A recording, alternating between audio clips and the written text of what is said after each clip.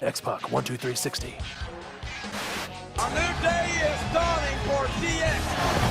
And now, your hosts, Sean X-Pac Waltman. Welcome to X-Pac 1, 2, 3, 60, everyone. Woo. Yay, I can hear myself. All right. Well, hey, we're going to talk about NXT TakeOver. I decided that, this week's show was going to be about NXT TakeOver. And excited. So let's talk about it. All right, well, let's go ahead and get started. So we're just going to go through the card, maybe talk about some of our favorite matches, who we're rooting for, what we think is going to happen. So let's go ahead and kick it off. So let's start with Pete Dunne versus Walter for the WWE United Kingdom title. What are we thinking? I think it's going to be a great match. I don't know, who's going to win it or whatever, but, I mean, you guys tell me what's going on storyline-wise with them. That Walter's big and bad in there, and that Pete Dunne's the champion. I think that's the story, right? That's the story. Yeah, Pete Dunne that's is a good story to me. The longest reigning UK champion, and maybe even the longest reigning champion currently right now. He's over definitely 200 something days. More than that, he's definitely the longest reigning champion in the WWE currently, and he's a top 10 longest reigning champion in the history of the WWE. I'm interested to see have they ever had matches together? I don't think so. Possibly in WXW. I don't remember seeing them, but I'm interested to see. And it's just how that match turns out. The way the styles mesh with Let's see what kind of chemistry those two have. They've been working on the UK show since TakeOver Blackpool, and they've only really interacted. There was a tag team match that they had with Gallus, but other than that, Walter's really just been taking on sort of schmoes, and this is at least for the WWE, this is his first big feature match. Yeah. I think he took on Cassius Ohno in Arizona, but other than that, this is really the big showcase, and Pete Dunne, I think, is going to be the one to bring the best out of him. This is going to hurt. I can't call a winner. I have no clue who's going to win that. I think we are the audience. Yeah, but, we the audience are the winners for this match because also it's the most unpredictable of, I would say, all the matches in WrestleMania weekend. Yeah, I mean, what are we doing here? I mean, it's I don't know, the last show I was talking about, okay, Drew and Roman, who's but both those guys kind of need a win. Well, I mean, who wins? Well, the question becomes... Walter kind of doesn't need to be losing yet. Not at all. Well, because so far, other than Cassius Ohno, in the WWE sphere, he hasn't actually faced anyone credible, so to speak. So it would behoove them if it Steve Kaufman said that Cassius Ohno is not credible, everyone. That was Steve Kaufman, everyone. Steve Kaufman said that. Except for Cassius Ohno. I do think it's a matter of what they want the story to be in the UK. In the UK show is, do they want Pete Dunne to be the star, and then you build a monster? You build a monster, and then Pete Dunne slays the monster, and then you build another monster. I don't think Walter's just another dragon. I don't either. Yeah. I don't either. That's why I think he'll do it. I think he'll do it, and then you can put Pete Dunne anywhere. Yeah. I think either way, this is going to be a good match to sort of highlight both of their guys, what they can each do differently from one another. So, yeah, like Steve said, I'll agree with you on who. But, okay, so here's my thing. I personally love when there's certain matches where you really don't know which direction they can go, simply for the fact that you're okay, this guy needs it because so-and-so, and this guy needs it because that reason. Yeah. And for me, that as a fan, that's sort of what gets me drawn into it more because, so many fans, and I'm guilty of this too, where I'm I'm super positive this is going to happen because I know better, or this is the way it should be, or whatever. Or sometimes it's just quite fucking obvious. Okay, well, that's the writing is on the wall. Yeah, so I like things like that. But either way, it's going to be a good match to highlight what both of these guys can do. I think it goes to a time limit draw so that it builds to the next either NXT UK or their version of TakeOver or the next big TakeOver. Like a TakeOver London, a TakeOver... For his first match, you Nottingham. can't have either of them lose. And Pete Dunne is so hot right now, his action figure is like one of the hardest things to find. So they're not going to risk like him losing. They're not going to risk his action figure fucking losing any steam. Yeah. That's a lot of money. I like how you come up with this action figure fact. Like, I had no idea Merchandise about that. is a huge thing, people. So you're thinking 60-minute time limit draw? No, I don't think they won't have a 60-minute. Maybe 40, 20. 30? Maybe 20. Okay. Because then if it's go- announced at the beginning of the match, people will forget. And then when it's gone a while, and it'll be like someone in a hold or right about to get the pin, and it's like time limit draw, and everyone's going to be so invested then of like, holy shit, what are they going to do next time? And then we go to like a Where are 2 they out going of to 3 put a falls. time limit draw? Like a 20-minute top? match. Where? At NXT? Yeah, Yeah, but where if on it the opens card? the show... I don't like a time. I don't like Yeah. a 20-minute time limit draw because you've seen NXT Takeover matches go way longer than 20 minutes. But once again, who knows? And I just don't see a time limit draw opening the show. I don't know if that's necessarily a good... Unless you give them 5 more minutes, that you go to a time limit draw and then the crowd all on their feet 5 more minutes, and then that's your finish. Like, and then you have a decisive finish in those 5 minutes. I just don't see either of them clean pinning or beating the other one, helping either of them I don't move see the it story either, but forward. I think it's going to happen to one of them. It all depends on if it's Walter, what their plan is for Pete Dunne. And And then like call ups because it's Mania week. You always know someone's getting called up on Raw. Yeah. Maybe this is their way to just like intro Walter and then bring him right to the main roster. because Pete He's Dunne, not... Walter? Yeah. He's not going to the main roster. He don't even want to fucking move yeah, to that's what I'm the saying. United States from Europe. Between the two of them, it would be Pete Dunne because Pete Dunne, correct me if I'm wrong, actually lives in Florida and works out of the Florida Performance Center, whereas Walter doesn't. Yeah. And he was shown in the Royal Rumble, so he's already had exposure to the main roster people. Yeah. All right. And moving on, we're going to be talking about, so this is actually the match that I'm like on my top list of what I'm looking forward to is War Raiders versus Aleister Black and Ricochet. I'm looking forward to it just because I've been like super impressed with like each and every single one of these guys here because I love like the hard hitting, real fast, very creative, especially with Hanson. Like I love the whole like define something of what you think someone looks like is what how they should move in the ring, that sort of thing. So I'm pretty excited to see what this match is going to be all about. Oh, yeah. Oh, yeah. And, I was there for the Takeover. finals of the Dusty Classic. Oh, fuck. Wow, what a match they had. And yeah, I'm just, anytime the Road Raiders, time the fucking War Raiders are involved in anything, it's always great. Yeah. Always. I'm gonna go back to the last War Games. I remember Hanson being to me. He's the one that brought it the most. Like even though there were some moments in there like the Ricochet, shit off the top of the cage and all of that. Like I just have more like Hanson stood out to me even amongst all that. Like I was like just continuously just fucking oohed and awed and fucking. They got a pop out of me, like the placement of things and where things were done, and those guys are so like, and the War Raiders are in the Shawn Michaels advanced fucking, learn all the secret fucking trade secret stuff. The Shawn Michaels trade secret class. Yeah, and yeah, it shows. It shows. I'm just, since I spent a week down there and I was part of that last, set of tapings and whatnot, I'm like, that's why I wanted to do this show today about NXT because I feel a little bit of, a little bit of an extra bond with them now. So, and anyways, I think War Raiders are going to win.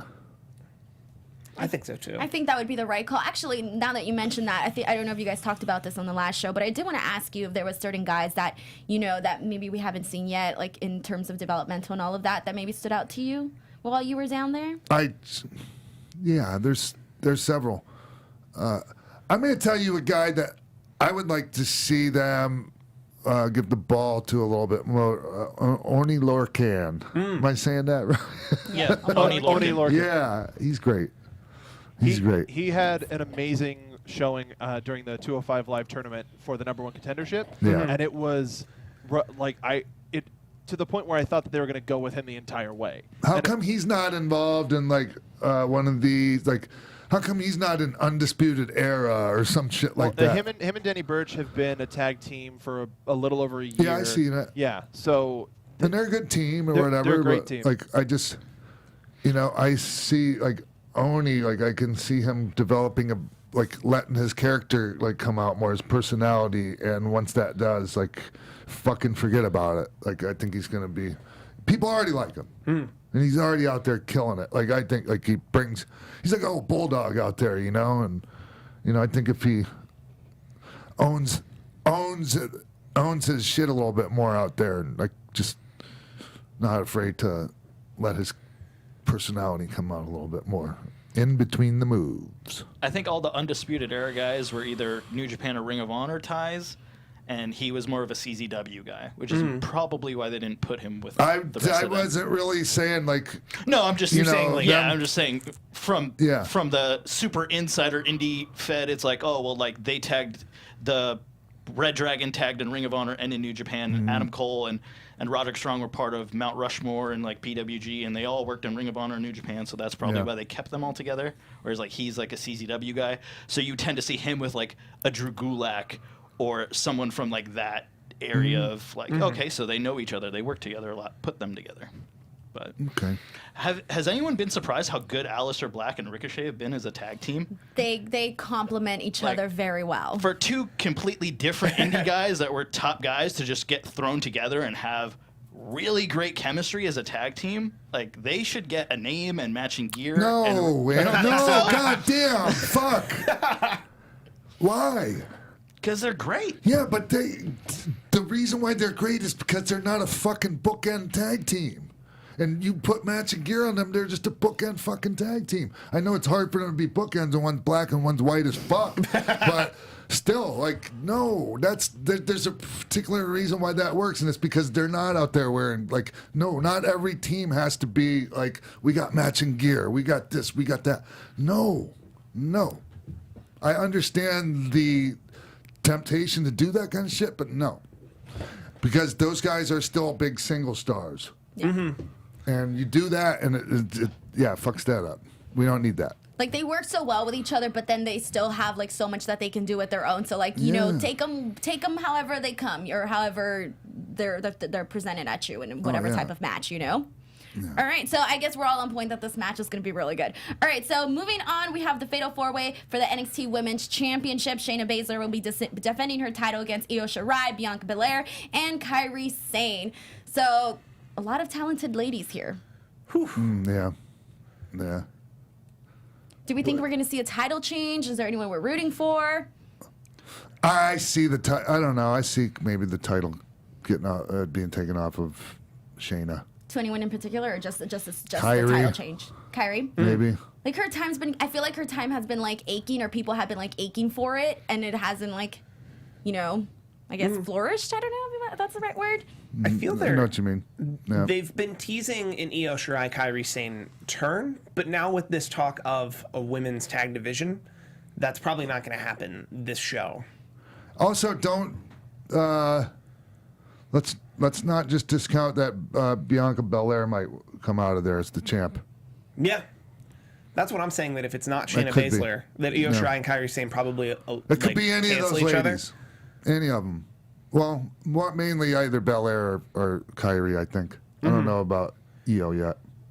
Io's good. They haven't given Io Shirai a single. I know she's great, but like I just don't know about her yet. And as far as like she's ready for that, and as far as how they've been using her. Well, they haven't been giving her a singular spotlight. She's always been with Kairi Sane and Dakota Kai, and like that's the story they've been telling. I like Bianca Belair in this spot.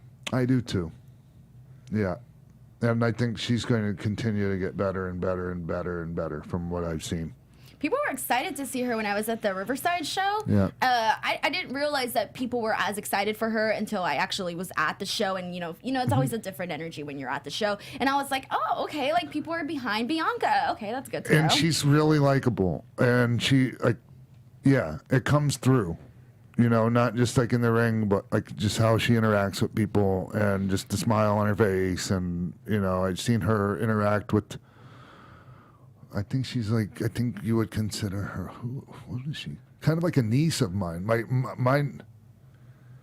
cousin's, one of my cousin's little girls saw her in St. Pete and was just enamored with her, She has a connection then. Yeah. She can connect with fans, with girls, whatever. Yeah, there's a lot, big upside with her. No need to hurry with her. So... that's why it's like, okay, when they put her in the title match at Shayna, and there was all that thing with, with Sam saying she wasn't ready or whatever. No big hurry with Bianca here.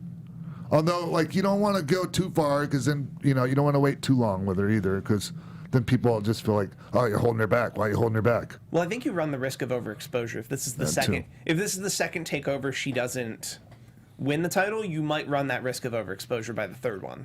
Yeah. Depending on what the story is they tell, and what I like about these. And Kyrie's already had. Don't mean to cut you off there, Steve. Kyrie's already had the title once, right? Yeah. Yeah.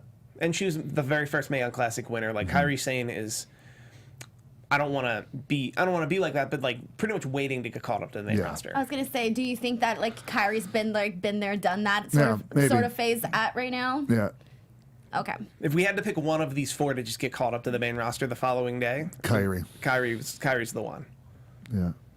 All right. So then moving on, we also have Velveteen Dream versus Matt Riddle for the NXT North American title. I think this is, to me, the match. To me, this is the big standout match for just me personally.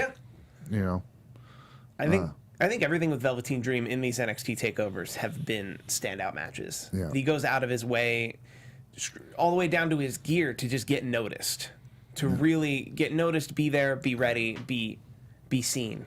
I'm looking forward to the interaction that they're gonna have, and like you said, the in between stuff, because we both know that both guys have like next level charisma. Yes. So I'm gonna want to see how like that plays in with the crowd. I feel like it's gonna be a lot of like Velveteen Dream, like half the crowd, and then half the crowd's like Matt Riddle, and I think that both of their energies are gonna really play a big part in this match. Yeah. And Matt Riddle's, everyone knows I'm biased towards that guy anyways, but like still, it's for a reason. Yeah. Not just because he's a good guy. I'm biased because like the guy's just, his vision for himself and how he stuck to it and how he stayed true to it. And even there, once you go there, and a lot of that going there involves assimilating. And it's a fucking fine line to walk of how much to assimilate and how much to keep your fucking, and there's some things about his style that are unorthodox, and when maybe somebody might try to get him to adjust, it's maybe not a good idea. And I think he's done a great job of walking that line on that. And maybe a lot of what I'm saying right now is going over people's heads, No, but I think hopefully not. And Velveteen, Dream is brilliant. And wait till you see this match. Holy fuck. Wait till you see it. What kind of gear do you think he's going to have? Because at the last takeover, he had Hollywood Hogan, right? I think so. Yes. Yeah, it was. The War Games takeover? Yeah, so yeah. I wonder what he's going to do. I wonder if... Yeah. I shouldn't tell too many things. I was going to... No, I just... Jim was pushing for it. Yeah, I can push all you want. I'm just wondering what the entrances are going to be like. Because there'll be some cool entrances on this.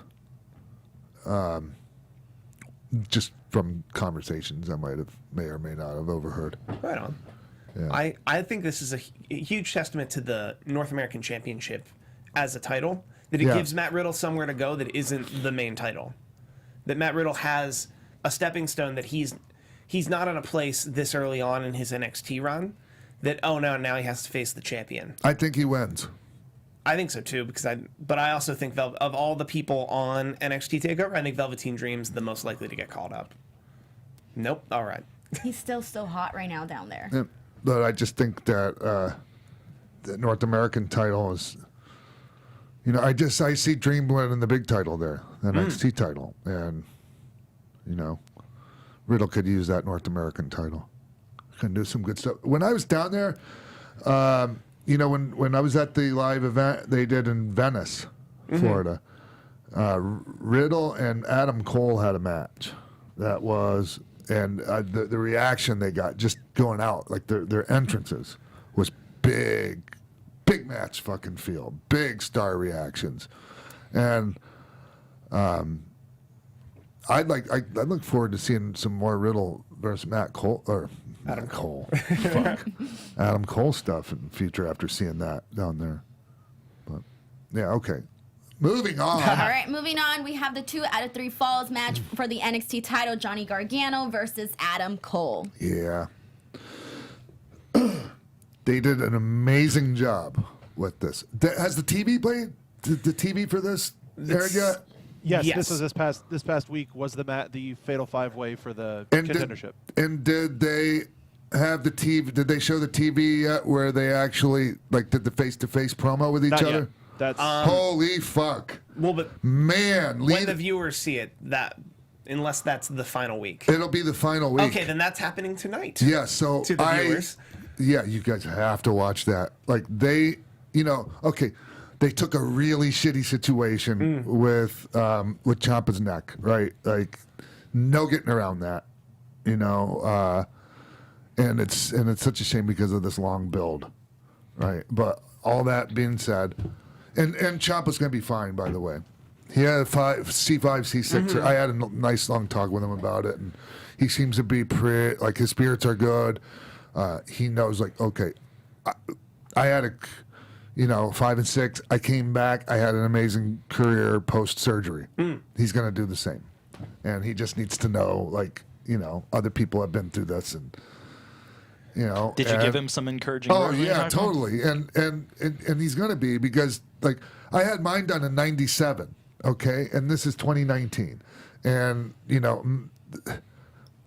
medicine has come a long way since then. So there's different procedures, different, And I mean, actually, his was very similar to mine. He has screws and a plate in his neck holding the fusion together. But yeah, it's going to be fine.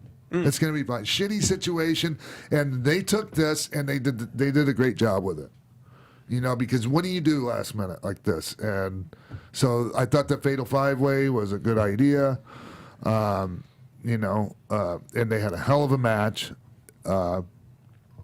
And now they're doing a 2 out of 3. And the main reason they were talking about, not having a stipulation or a 2 out of 3, but, with everything that's happened and this is for the championship, they figured, okay, 2 out of 3 will mean it's there's going to be a definitive champion. And as much as okay, a one fall, well, somebody could go, oh, that was a fluke, But, somebody went in 2 out of 3, And that's you have a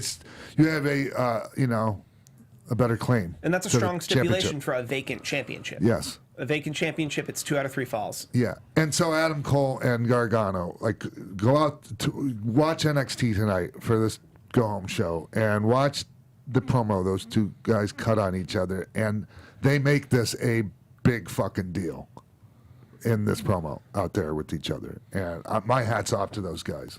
Big time shit. And they did it. It was great. So, and I don't know who's winning this. I can't even begin to guess. Probably Gargano. I don't know. Who knows? But everyone thinks Gargano, so maybe Cole. I don't know. We're going to have to fucking watch and find out. I know. And it's going to be a great show. I mean, and those guys are going to crush it. Every match out there is going to fucking crush it. I'm looking at it right now, and I'm going, wow. All right. It doesn't matter, in order you put them. Seriously? Although, of course, the ladies, once again, if that's the rundown, the ladies got to follow Ricochet Black versus the War Raiders. If that's the if the way we've covered it is how they air it. Jesus. The ladies always wind up winning. Every goddamn time. But I Fuck. also wouldn't be shocked if the ladies were the match before Right. Gargano, which would give them a real route, because none of those matches are a come down match. They're all just straight fire Every slap. match, like to me, every match after the first match is a motherfucker. Mm-hmm.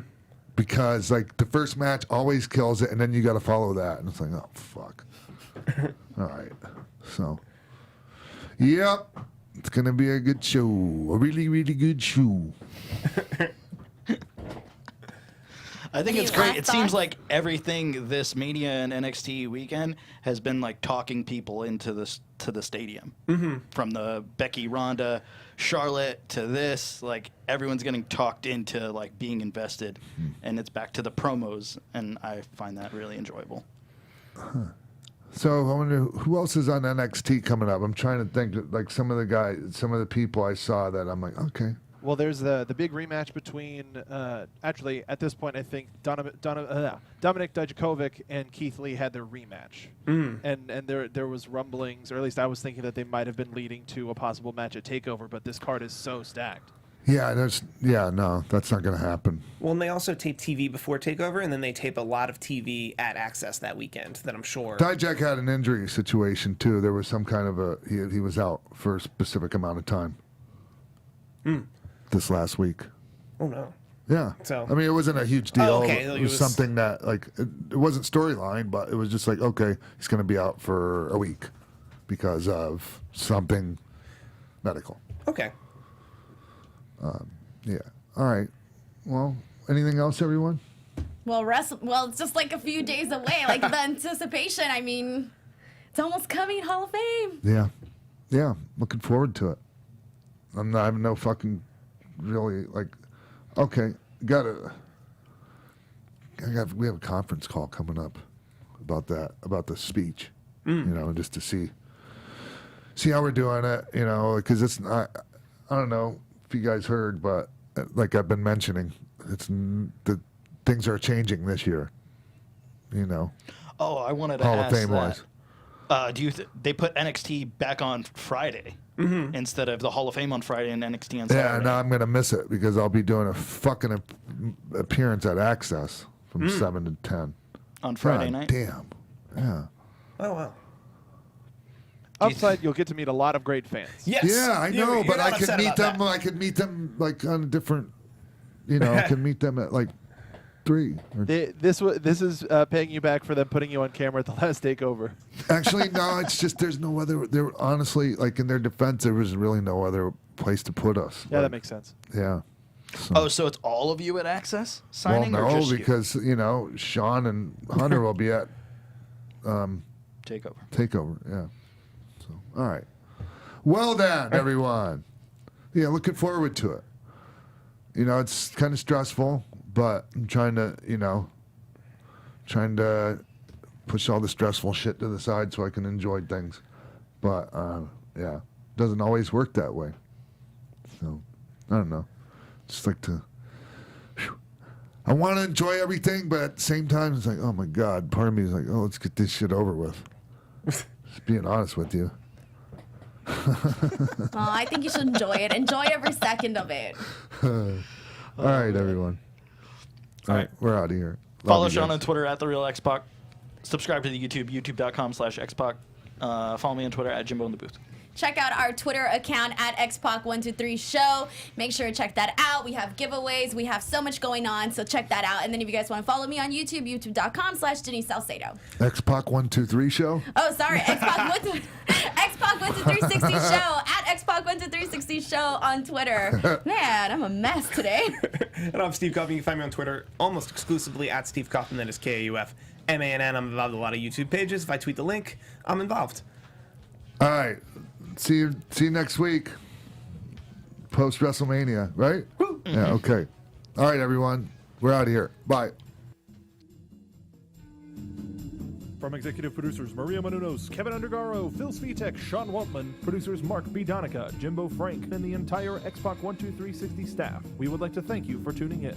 Like us on Facebook, rate and comment on iTunes and YouTube. Follow X-Pac on Twitter @TheRealXpac and email us at xpac12360show@gmail.com.